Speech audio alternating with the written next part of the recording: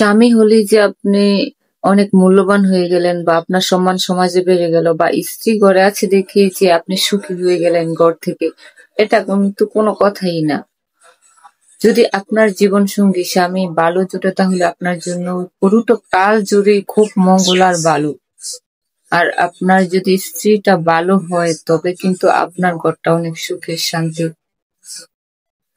তাই বলে যে স্ত্রী বা স্বামী আপনার গোলামি খাটতে হবে বা আপনি চাইবেন তাই করতে হবে, এটা কিন্তু না।